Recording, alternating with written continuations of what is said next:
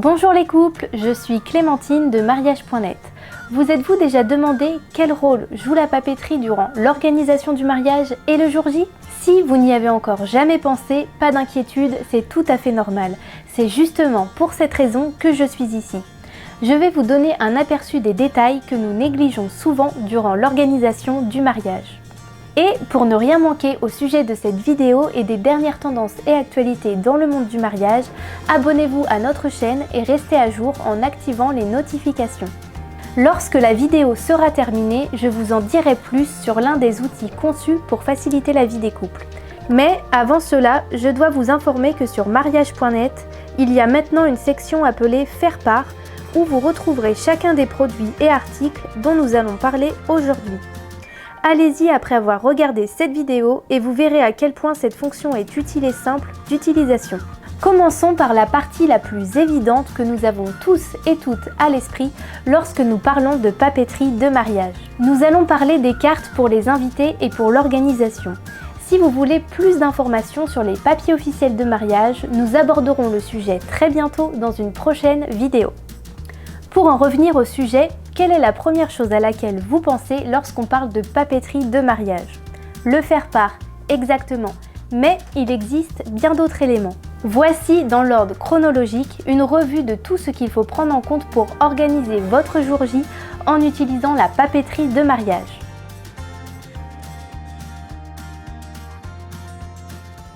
Oh, vous vous êtes fiancé et vous avez déjà décidé de la date du mariage? Félicitations! Maintenant, foncez le dire à tout le monde pour qu'il bloque la date.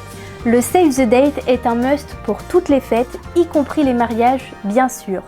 Bien avant d'envoyer le faire-part contenant toutes les informations définitives, et même si vous n'avez pas encore réservé tous les prestataires, le Save the Date vous permettra de vous assurer que les personnes les plus importantes ne ratent pas votre grand jour. Le Save the Date n'est autre qu'une pré-invitation où l'on annonce le mariage et sa date, généralement accompagné d'un message sympathique pour les invités et d'une photo du couple.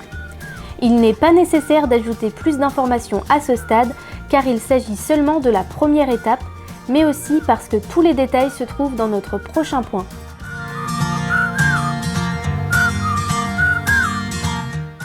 Le faire-part est sans aucun doute la star de la papeterie de mariage.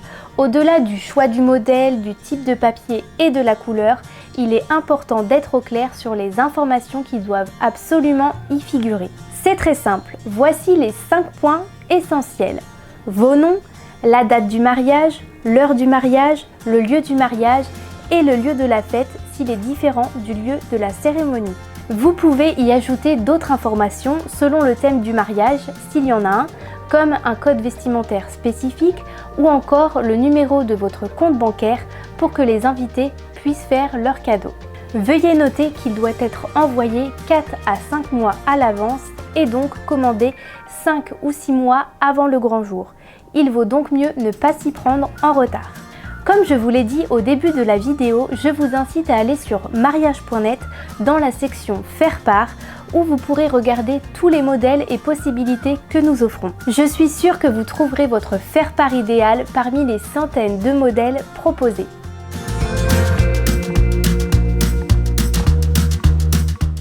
Il existe beaucoup d'outils pour confirmer sa présence à un mariage. Mais si vous êtes romantique et que vous voulez faire dans l'élégance, le mieux est de joindre une carte de confirmation de présence au faire-part.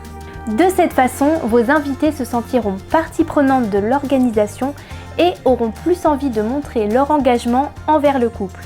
Confirmer leur présence aura donc plus d'importance à leurs yeux.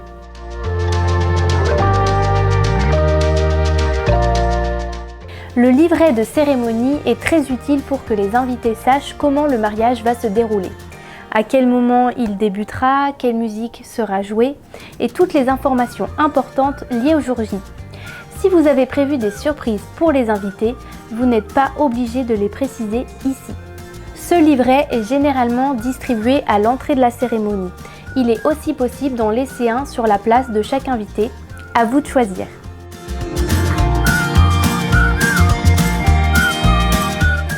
Bien qu'il s'agisse de 3 éléments différents, nous les avons regroupés car ils ont tous la même fonction. aider les invités à trouver leur place lors de la réception. Le premier est le plan de table qui est généralement placé à l'entrée du lieu de célébration. Il sert à indiquer à chacun des invités où il doit aller et il comporte également le numéro ou le nom de la table qui lui est assigné.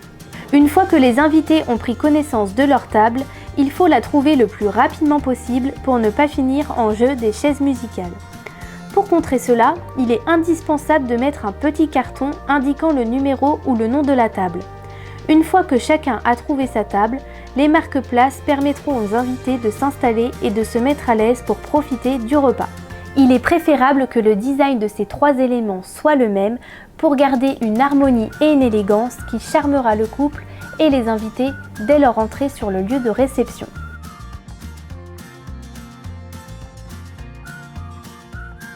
De toute évidence, une fois les invités bien installés, il est temps de se mettre à table. Pour leur mettre l'eau à la bouche, le mieux est de leur proposer un menu avec un détail de tous les plats. Ici, je vous recommande de conserver le design que vous avez utilisé pour les marque-places ou le plan de table, bien que, si vous le souhaitez, vous pouvez aussi utiliser d'autres modèles, peut-être plus adaptés à l'affichage du menu. Dans tous les cas, chez mariage.net, vous disposez d'un grand choix pour trouver ce qui vous correspond le mieux.